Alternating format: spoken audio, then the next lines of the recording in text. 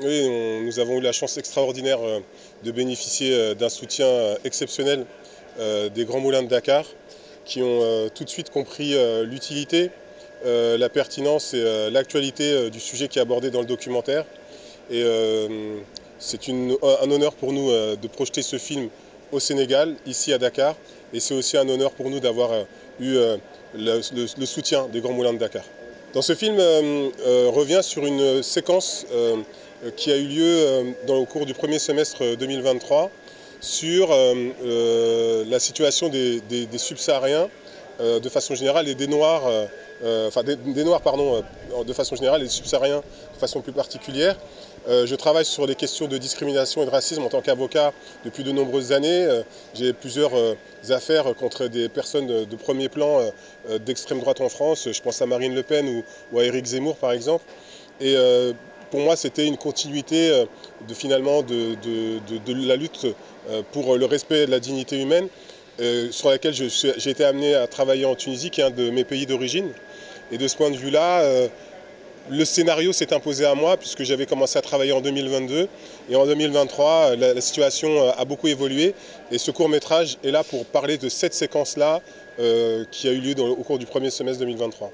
Alors c'est un court-métrage qui n'est pas diffusé, qui sert de support à des débats parce que le sujet est très complexe, qu'il peut prêter à des interprétations. Et il a été plutôt bien accueilli puisque j'ai reçu la mention spéciale du jury du Festival international Mon Premier Film, puisque c'était effectivement ma première réalisation, qui est un festival qui était organisé à la Cité internationale universitaire de Paris par la Maison de la Tunisie.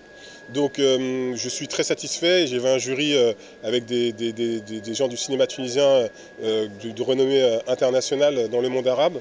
Et donc je suis très satisfait de voir que j'ai pu avoir cet accueil-là. Évidemment, il pose des questions qui sont sensibles, qui prêtent à interprétation, à confusion. Je suis tunisien, je suis fier de l'être. Je ne suis pas là pour dire que des gens sont mauvais. Je suis là simplement là pour rappeler que chacun a le droit au respect de sa dignité. Et la Tunisie, même si elle connaît des difficultés, y travaille.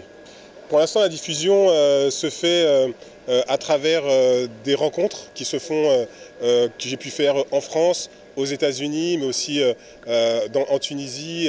Les gens sont souvent très émus en regardant ce documentaire. Les gens très souvent me remercient en me disant merci d'avoir montré des choses que les gens ne montrent pas.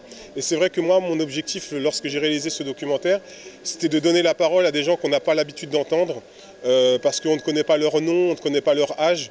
Très souvent, on parle de personnes, de chiffres, de gens qui ont traversé la Méditerranée, qui sont mortes, mais on ne sait pas comment elles s'appellent, on ne connaît pas leur histoire. Et moi, je voulais humaniser ces personnes-là en racontant leur histoire. Parce que je l'ai vécu de façon très intense. Comme j'ai expliqué, j'étais dans une situation très compliquée à vivre parce que j'aime mon pays, j'aime immensément mon pays. C'est là que je suis né, c'est là où ma famille est enterrée. Et quand j'y vais, c'est un endroit que j'aime par-dessus tout et à lequel je suis particulièrement attaché. Et voir qu'une partie de mon pays se retourner contre une partie de mon pays, c'est quelque chose qui est très difficile. La tête levée, ça vient d'une discussion que mon fils a eue avec le grand footballeur Lilian Thuram, champion du monde 98, qu'on a eu l'occasion de rencontrer puisqu'il est venu au lycée français de Tunis. Il a rencontré mon fils, qu'il a interviewé, il lui a accordé 2 heures sans les autres élèves, donc il a un peu chouchouté. Et quand mon fils lui a expliqué les difficultés auxquelles il pouvait être parfois confronté, il disait ça, il avait baissé la tête et Lilian Thuram lui a levé la tête en disant il faut regarder ces questions la tête levée, et j'ai trouvé que c'était un bon titre pour ce documentaire puisque je l'ai déjà fait, mon travail ça a toujours été de penser à mes enfants qui ont une maman sénégalaise et qui sont noirs et qui doivent être fiers de toutes leurs origines sans distinction. Grand Moulin dafa